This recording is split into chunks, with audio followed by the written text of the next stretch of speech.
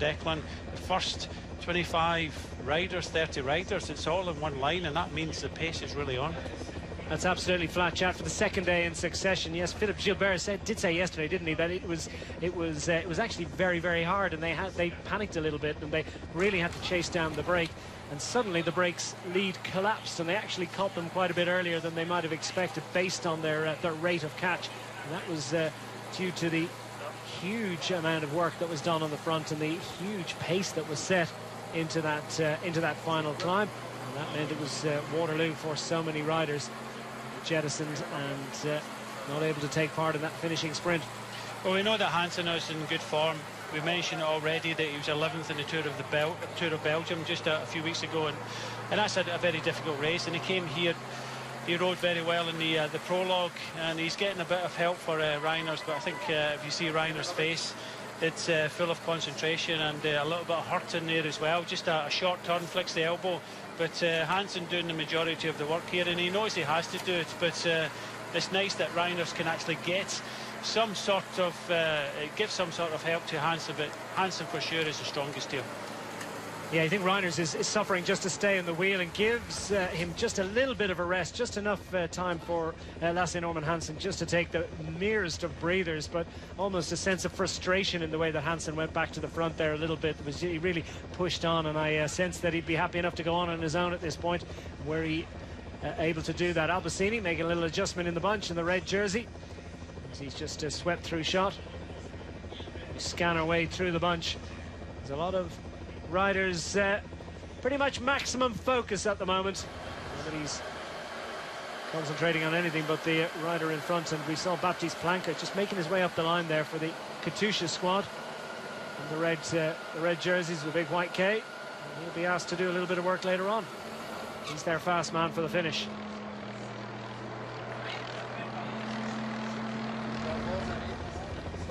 Peter Sagan deep in conference. This is Marcus Burkhardt.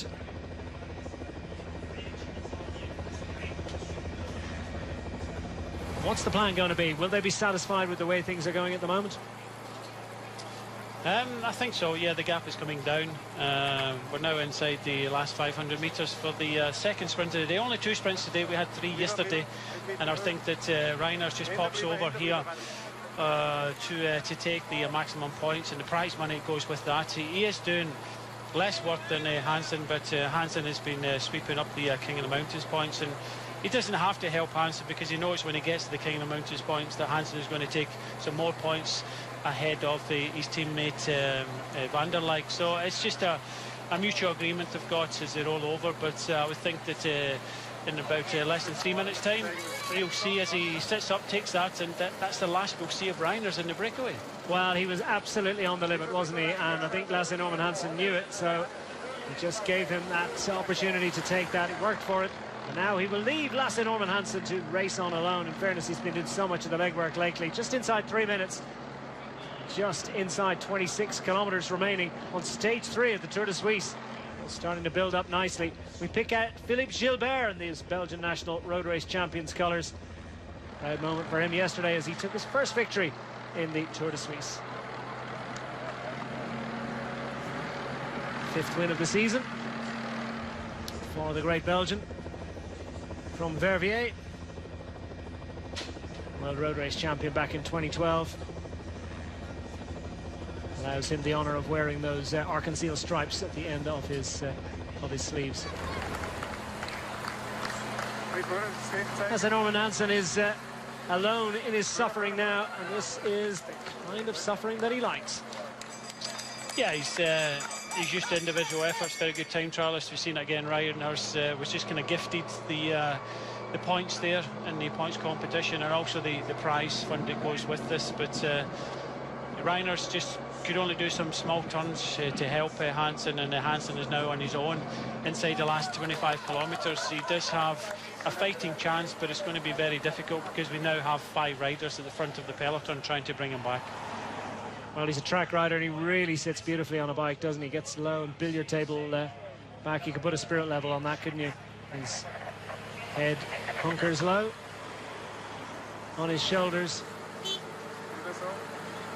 That's Norman Hansen, who did a couple of years with the Garmin squad, which then morphed to become Cannondale Garmin, and then stepped down to Pro Continental level with the Stulting Service squad before stepping across to the Pro Continental Aqua Blue squad this year. And he's a classy rider that maybe we might have expected more from at World Tour level. I wonder, is the World Tour something for him again in his future? I think it's a balance there, and not many teams give the opportunity for the rider to concentrate on track and roads. And obviously, Lasse Norman Hansen is the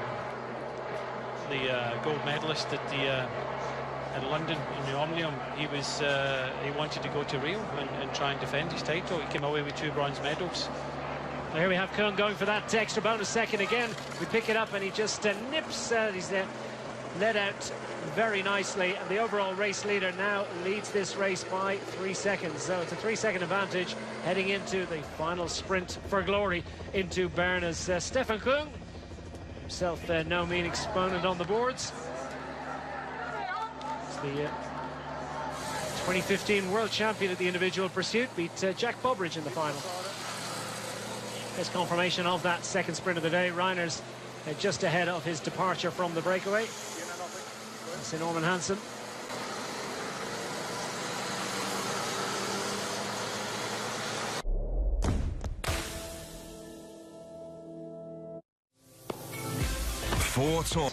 What is he going to have when he gets there? Yeah, the other situation you've got is you've got a couple of pavé sections in the last 10 kilometres as well. There's one that comes with about 7 kilometres ago. They're not long, but they could disrupt the peloton somewhat. And there's another section with 3 kilometres to go just before we hit the final climb. The final climb we do have up towards the finishing line, 250 metres at 7%, and 600 metres just after that at 6.5%, and it tops out with just under 500 metres to go. Yeah, it's tough to do in your big ring, isn't it? Especially if you've got 160 kilometres in your legs. How are they going to play? A lot of anxious faces in there. They've had 3 hot days of racing. 30 degrees plus for the first couple of days. It's not a whole lot less than that today, and the sun is starting to crack through the clouds. A little bit overcast, but that for many riders would have been a relief for much of the day. That is not the situation now. They charge along within 23 kilometres of the finish, 2.5 minutes in arrears.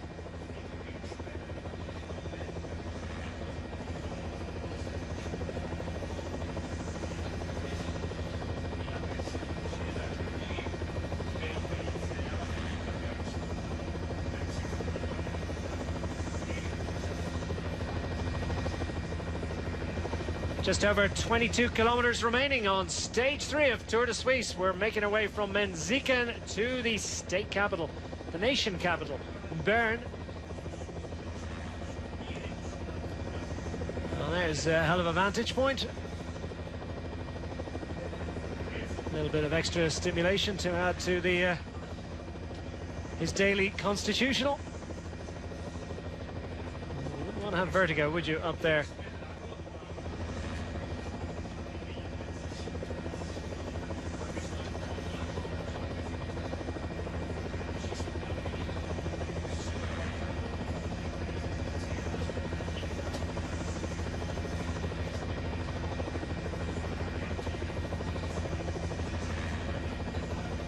Plenty of cliff faces and precipices in evidence, but not too much time for the riders to take them in as they race towards Bern. 2.5 minutes to make up on our solo raider. There were 2 for much of the stage. Elmer Reiners of the Team Rompot squad has been called to account. He's cried enough. There's only so much time that you can spend in the wheel of the Olympic Omnium champion from 2012, the bronze medalist from Rio, one of the strongest riders sitting out there out front all day long. This Reiner's just being towed back by the peloton after a long day toiling in the sunshine, and now it's left up to Lasse Norman Hansen to see if he can hang on to this 2.5 minute lead with just over 20 kilometres remaining. It's going to be touch and go. He's a strong rider. He's got a good advantage, but I still think there's enough firepower at the front of the peloton to commit riders to try and bring him back. He's going to be dying all the way to the line, but he's got a fighting chance, but I think that's all he has.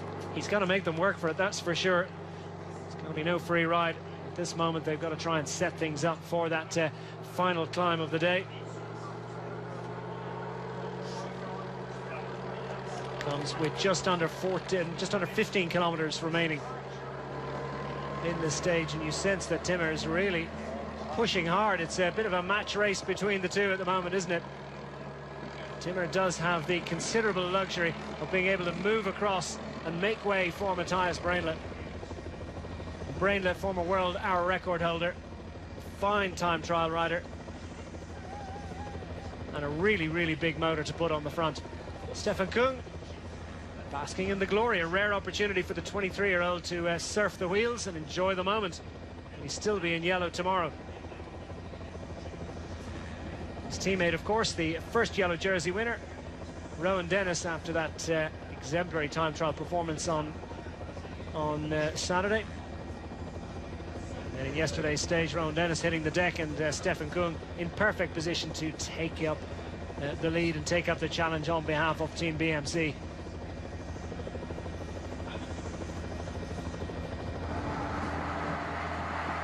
So a little bit of a downhill section as Brainlo does what every coach would not recommend. It's effective, if not exactly elegant, and Brainlo gets back in the saddle. Setting this difficult tempo, and the teams will start to assemble now. This climb is something they need to think about, they need to worry about, they need to make sure that they're well in position and not caught out by any attacks that might just drift off the front. Yeah, the top of it comes with 14.6 kilometres to go to the finish, so in 4 kilometres time, and that's where Lasse Norman Hansen, I know he's the king of the mountains currently in the Tour de Suisse, but I think that's where he will lose a little bit of time. It's okay in these, you know, the road surfaces here in Switzerland are very nice, and you can ride full gas on them and you know, put a bit of speed into the bike. But as soon as he hits this climb, I think he has to really measure himself. If he does have a minute and a half by the top, then he's still in with a fighting chance. Unfortunately, he's got a hard kick up towards the finish, but he could get into the final couple of kilometres. Well, who would rule it out? Who would rule it out if that comes to pass? He'll keep pushing. He'll keep pushing on past this beautiful architecture in this region as we head into Bern. Is the Schloss Burgdorf. A beautiful shadow clinging to the precipice, just perched on top of that stone. It was an imposing position, a position of strength.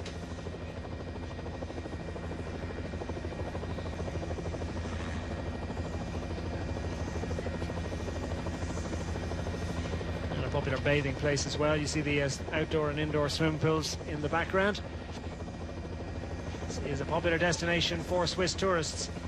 Popular destination too for world cyclists, but they're stopping to dip their toes in the water. And the toes will be burning out there. A lot of boa straps and ratchet straps will have been loosened through the day, but they'll have to tighten them up, I think, now as we approach this climb coming up very shortly. And Timmer continuing to set a tempo is closing down Lasse Norman Hansen at the back of the bunch. Yeah, Timmer knows that his kilometres at the front are numbered now, because I think when we hit this climb that Timmer's days of riding at the front will be over, just like maybe a couple of other riders. And they know that, and that's why they're riding as hard as they can into this final climb, because their day will be over and they'll just ride into the finish. They've done their job, they've done a very good job so far, but still with just under 17 kilometres to go, Hansen still holds on to an advantage of just under 2 minutes. Those riders at the back of the group now. The Team Rompot rider who was in the break all day. I wonder, will he be able to last up this finishing climb? I would very much doubt it. He'll be jettisoned, left to his own devices very shortly. Meanwhile, the bunch splits around a traffic island. And riders starting to get into position. The Trek Segafredo squad with that one interloper from Bahrain Merida. And then to their left, in the middle of our shot, is the red and black jerseys of Team BMC. Well, Trek Segafredo tried this yesterday. It's more looking after John Degenkolb and keeping him out of trouble, but they really you know, burnt their matches before that climb yesterday, and Degenkolb didn't have the help to help him towards a potential stage win. So they are coming up to the front in numbers. We'll soon be hitting this next climb, but Hansen just has to concentrate and losing as less time as possible on this climb and trying to go over this climb with as much advantage as possible. But it's going to be difficult because, as we've seen yesterday, there's a battle coming to this climb, and everybody knows that the last 10 kilometres will go very quickly, and with the pave and the road furniture and the last climb, it's going to be a very interesting final to today's stage, and it could be treacherous for a few. So all the teams will be wanting to come to the front, and that's going to push the tempo up in the peloton. Just inside 16 kilometres to go on stage 3 of Tour de Suisse 2017. We're racing down towards Bern, the national capital, and just under 10 miles to go for Lasse Norman Hansen, who's been out front all day, initially in the company with Elmar Reinders of the Team Rompa squad, and now hits the King of the Mountains. Less than a kilometre, but it's going to be steep and it's going to be painful for Lasse Norman Hansen, and we're going to know a lot more about his chances of hanging on for glory by the top of this climb in 1 kilometre's time. He wants to hang on to score the 3 points on offer for the King of the Mountains competition, which he now leads relatively comfortably, but albeit there are some big appointments to come, and some ore category first and second category climbs through the week that will be very significant.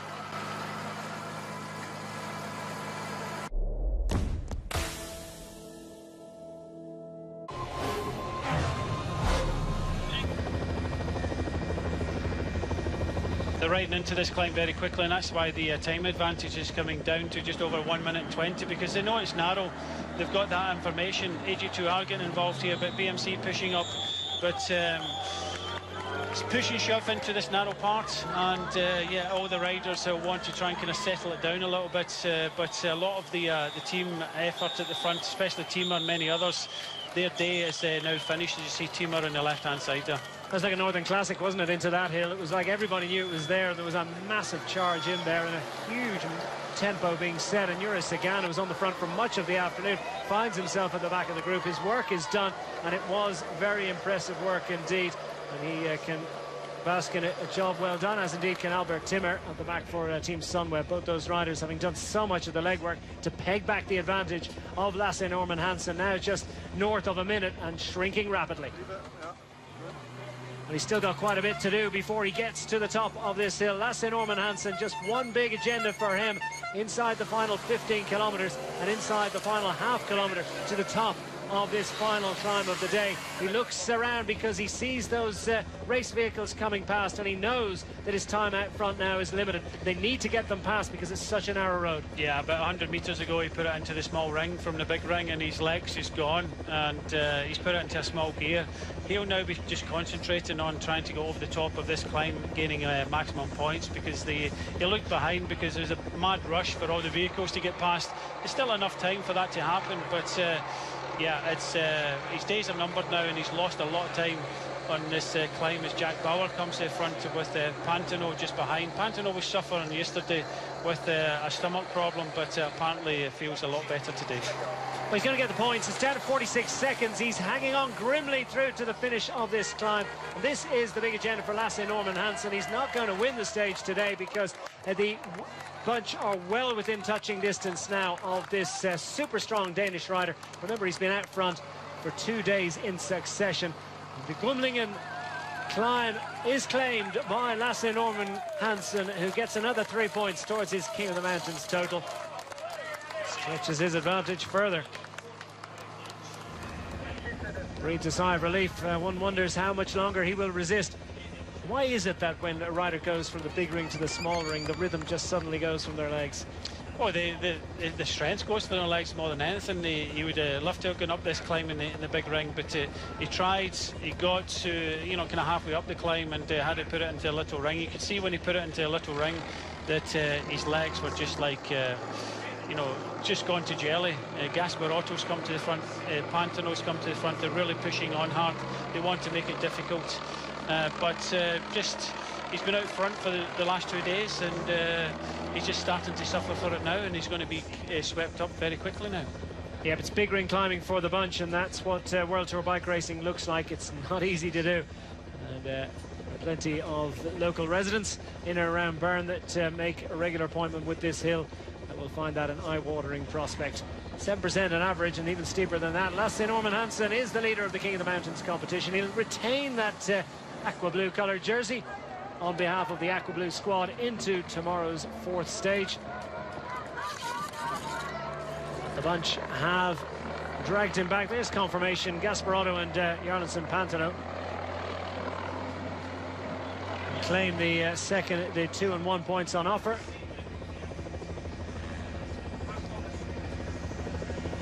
And it's been a brave effort from Hansen, as he's passed by Albacini and all the rest of the riders in the bunch. Riders at the back of the field now will be concerned, I would have thought, about their hopes in this stage. Many will have had other work to do today and will have other fish to fry later in the week. The bunch almost caught by the camera motorbike through that little chicane at the bottom of the hill. It was a moment for the cameraman, wasn't it? But they're all safely through it.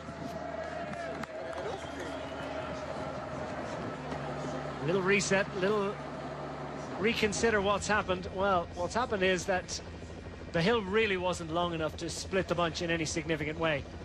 No, but it stretched it out, and you know, it's going to be like this all the way in. We are on the outskirts of Bern, and we have to come down to the river. We go along the river, and it's going to be a very tricky finish, as we've already mentioned. A couple of party sections in the run in, but just the elastic band effect at the back, as many riders are sprinting out these corners. Some of the riders are starting to come into them, so it's very difficult, and that's why we've got a push and pressure at the front of the peloton. Everybody knows it's going to be fairly dicey, and they want to try and keep their GC contender sprinter out of trouble now. Just picked out Tyler Farrer at the back of the group, so he will hope to move back up, perhaps to assist Reinhard Janssen van Rensburg. Would be the anticipated man to go for honours later on. And they were picking out with the camera. Tom Degenkolb well to the fore, number 153 on the left-hand side of shot. The red and black colours of the German sprinter, missing out yesterday. He's surfing in the wheel of the overall race leader, Stefan Kung. A little bit of dive bombing as Bora Hansgrohe trying to put Jay McCarthy into position. And on the front, Marcus Burkhardt, who was deep in conversation with Peter Sagan a little earlier on. They're trying to work out exactly how they're going to play this one. Yeah, it's interesting to see how they're setting up. Sylvain Chavanel for Direct Energy sitting up close to the front in the yellow kind of bagels on his top there, the circles, and he is another rider that's very capable of you know, doing a late attack. Well, Adapuma gets the nod from Tyler Farrer to come through and just close that one off and finish it off. There's more of those outdoor bathing places that are super popular, and just a few people out for a swim today. If you swim for these guys later, they'll certainly have earned it. The MC holding the middle ground in the center of the peloton, and in perfect position at the front. Trek Segafredo on the right with the red jerseys, and the similarly red jerseys with the white K of Team Katusha in the middle. Team Katusha, Baptiste Plancart, perhaps they're looking after? Maybe Haller, Marco Haller is a very good sprinter for, he's normally a lead-out man for Christoph, but the thing is, the riders at the front of the peloton, they're trying to stay there. Still over 10 kilometres to go. They know it's going to be a very tricky finish, so they don't want to go full gas into a full lead-out. There's a crash at the back as well there. And they don't want to go full gas because they cannot keep it going. But it's going to be fairly treacherous in the run-in. We just saw in that corner, we might see a replay of it, but a rider kind of slid out on that corner. They know, a lot of riders have heard it, seen it, and that's why they're massing towards the front to try and keep their protected rider out of trouble. Publicity caravan has arrived into Bern ahead of the race. The riders just 10 kilometres behind them. Let's see if we can pick it out behind. As the riders just running wide. Looks like one of the Orica Scott. Yeah. Looks like Durbridge. I think that was Durbridge that just crashed out there. Well, that's a difficult moment for Turbo Durbo. They could have used his big motor in the closing moments of this stage. Are they going to set up for Michael Albacini in the red jersey of the best Swiss rider? Plenty of red jerseys about at the moment. It's Trek Segafredo bossing on the front of the peloton. Are they going too early? Well, they have to take it on as safety more than anything. I know there's 9.6 kilometres to go to the finish, but we've already seen a rider slide out. He could have taken some other riders with him, so it's just maintenance at the moment. They're not riding full gas. They're probably riding about, you know, maybe 90%, but it's just they're controlling the front of the peloton, and that's the safest place to be. But it's pretty technical at the moment. Lots of roundabouts and corners to be negotiated for the peloton. They're absolutely flat, chat, racing down towards Bern on the third stage of Tour de Suisse, with the Trek Segafredo squad on the front, followed in turn by the Katusha team. And to their right, it's the BMC squad with the black helmets. So lots of red jerseys in evidence. I can tell you it's a particularly technical finish as well, because into the final 1,200 metres, we've got right turn across, a long left into a right turn across the bridge, then a left, then a right, then a right, then a left-hand hairpin, all in the space of the final kilometre. It is complicated. It also includes a grippy little climb to the finish. It shallows out with just 500 metres remaining at that point. Will there be a bunch to contest it, or will we have some late attacks? It's going to be fascinating, and they want to set Trek Segafredo want to try and set John Degenkolb up for the perfect position, as Katusha have switched to the opposite side of the road. Samuel for the Assisi Sprandi Polkowice squad at the back of the field, and Martin Budding as well there for the Rompot team. And lots of riders in here just surfing the wheels and trying to survive through to the finish. They already know that they're not going to be in contention, not able to play a role in assisting their team. Here come Bora Hansgrohe in the black jerseys with the blue helmets. Trying to set up the world champion in that white jersey with the Arc-en-Ciel stripes. It's Peter Sagan, the established star of world cycling. He really loves Tour de Suisse. That's no problem. You just take a drink in the middle of the bunch while everyone is flat out.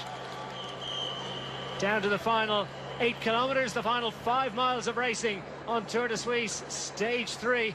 And it's just a little bit of a stall, a little bit of moment for the teams to try and reconsider. It's not a stall in any real sense, but they've just throttled back ever so slightly, just a fraction less.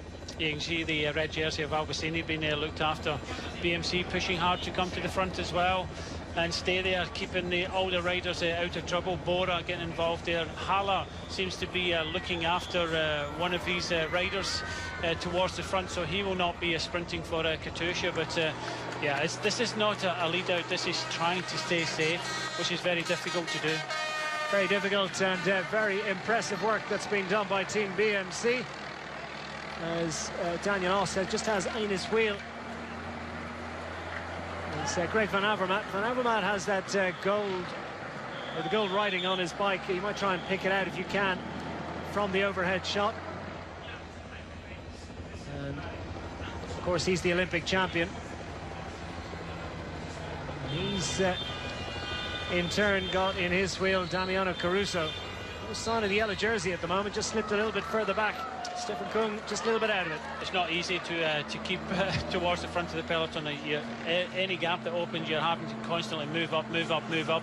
Everybody's trying to do that. It's 22 teams in this race, all with a view of trying to stay near the front and trying to help out the person they think is going to win this stage today.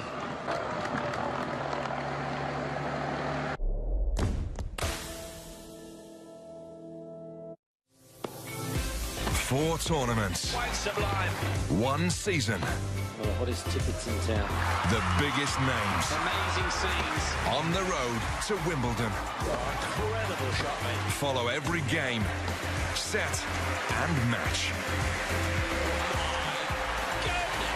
British grass court season starts with the Aegon Open in Nottingham. This Thursday, live on Eurosport 2.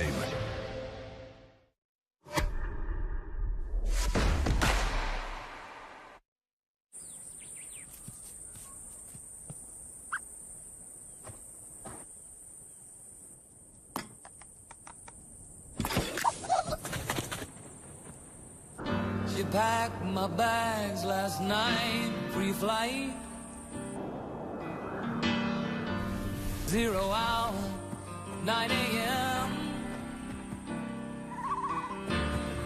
And I'm gonna be high. But I tell you what, these are the important final 7 kilometres of stage 3 as they charge down into the national capital in Bern. It is the BMC squad, Swiss-sponsored team, Swiss-based team.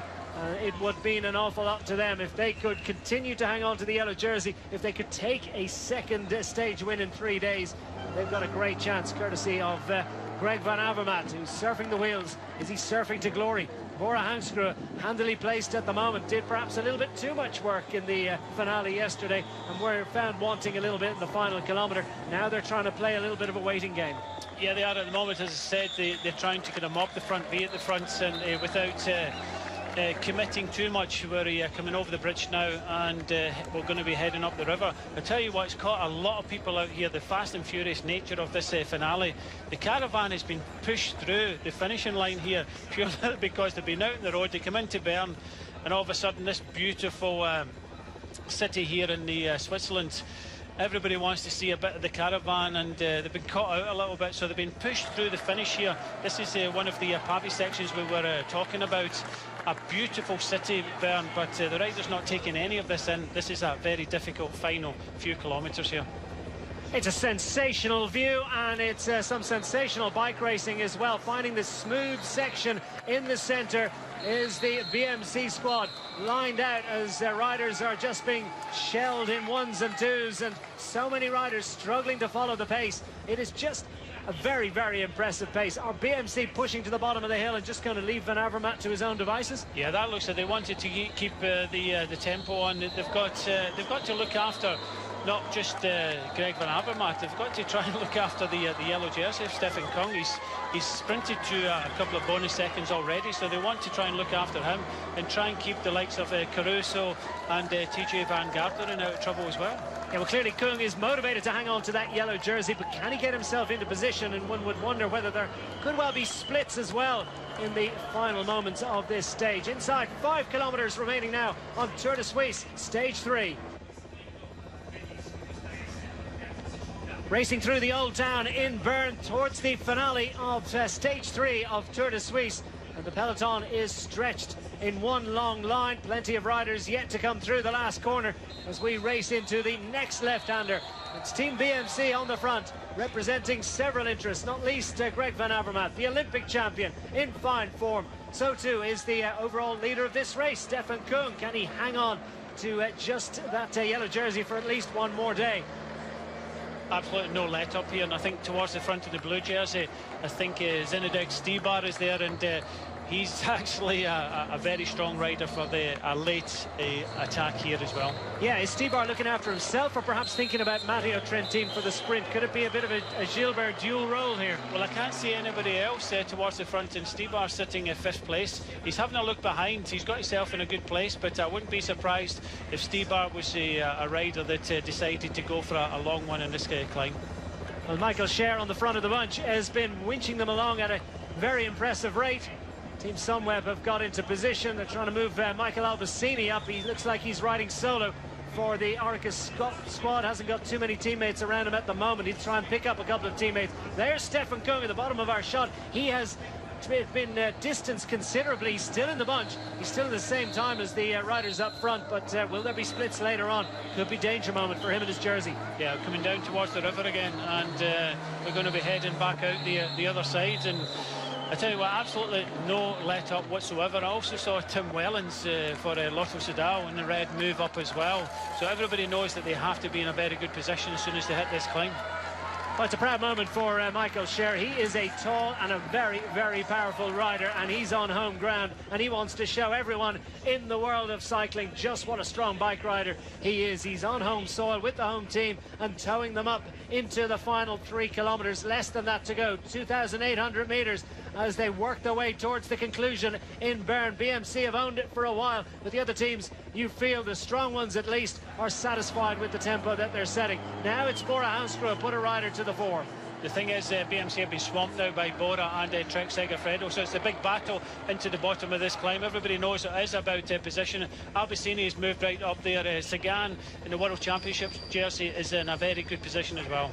Yeah, Peter Sagan sitting, what, about 10th wheel. He's got Michael Alpecini just on his shoulder, just to the right-hand side, and a little bit of pushing and shoving. We've got the train from Team Sunweb in the white jerseys with the black stripes, and they're just trying to work their way up and place Michael Matthews into perfect position. Trek Segafredo on the front, just peeling off. It's Bora Hangscrew just setting things up nicely on the front for Peter Sagan.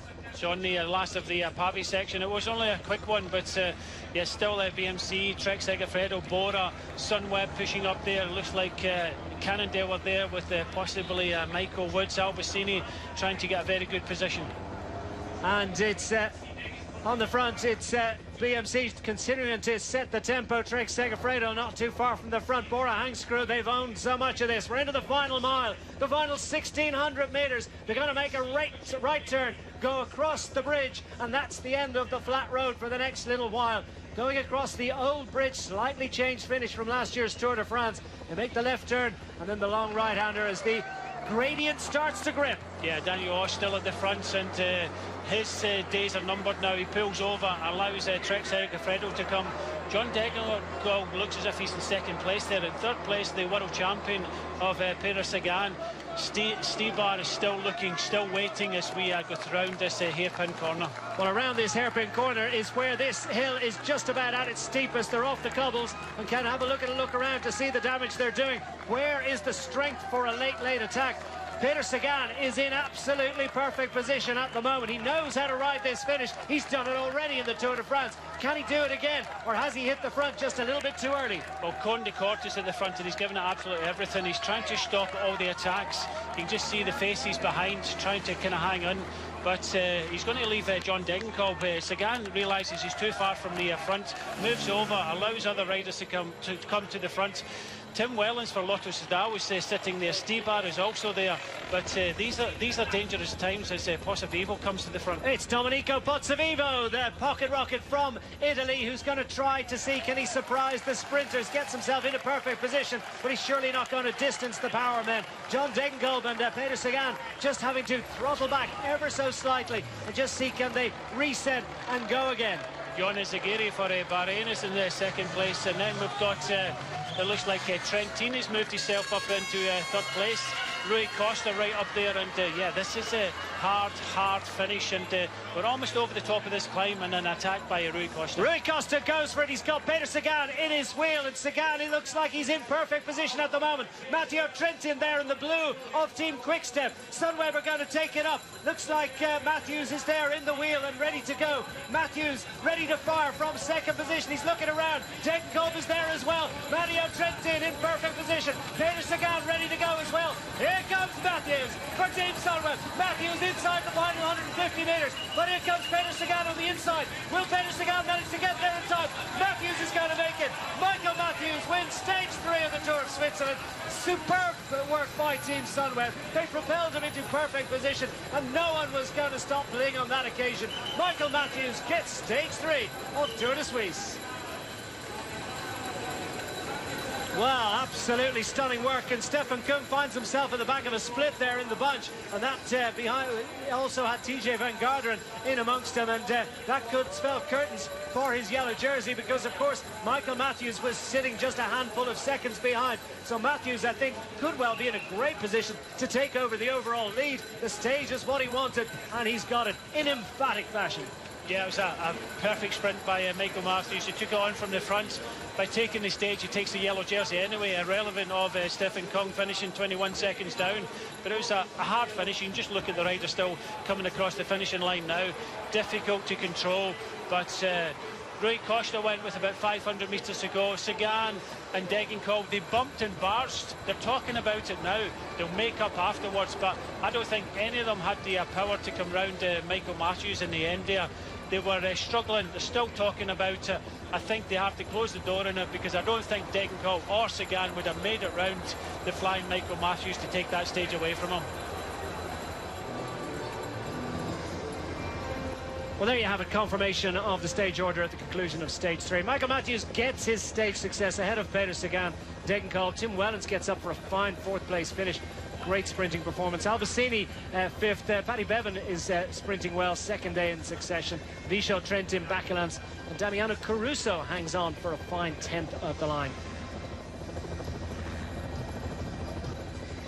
So there's the provisional general classification. Well, Michael Matthews taking over the overall race lead from his teammate Tom Dumoulin by 10 seconds. Peter